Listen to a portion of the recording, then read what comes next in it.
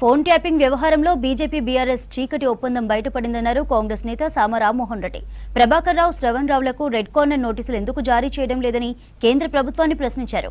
ప్రభాకర్ రావును దేశం రాకుండా అడ్డుకుంటున్నదే బండి సంజయ్ అని ఆరోపించారు సామ. వచ్చేటటువంటి బాధ్యత కేంద్ర ప్రభుత్వం కింద ఉంటున్నటువంటి మినిస్ట్రీ ఆఫ్ హోమ్ అఫైర్స్ కిందికి వచ్చేటటువంటి అంశము.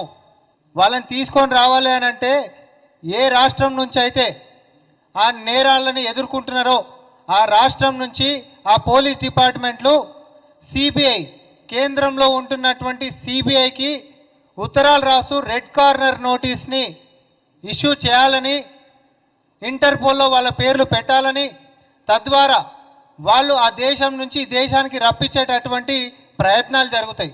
ఇది ఎక్కడైనా కూడా ఉండేటటువంటి సిస్టమ్. బండి సంజయ్ గారు అసలు ఏం అవగాహన లేకుండానే సిబిఐకి అప్పచెప్పాలంట. మార్చిలో వారిపోతే ఇప్పటిదాకా ఇదేందన్నా ఫిబ్రవరి అంటే ఏడాదికి దగ్గరకు వచ్చింది. వాళ్ళ ఇద్దరి మీద కనీసం రెడ్ కార్నర్ నోటీసు ఎందుకు ఇష్యూ చేయలేదో చెప్పాలి మీరు. అది ఎవరి దాంట్లో ఉంది? మినిస్ట్రీ ఆఫ్ హోమ్ అఫైర్స్ అంటే నీ డిపార్ట్మెంట్లో ఉంది బండి సంజయ్ గారు. నీ సొంత డిపార్ట్మెంట్ కనీసం సోయిండి మాట్లాడుతుండ్రా లేదా మీరు?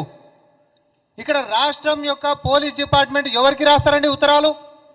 కరస్పాండెన్స్ ఎవరి మధ్యలో జరుగుతుంది? పోలీస్ డిపార్ట్మెంట్కి, అక్కడ ఉంటున్నటువంటి సిబిఐకి రెడ్ కార్నర్ నోటీస్ అయినా ఇంటర్పోల్కి సంబంధించినటువంటి అంశాలని కేంద్రంలో మినిస్టర్ ఆఫ్ హోమ్ అఫైర్స్ కింద సిబిఐ చూస్తుంది.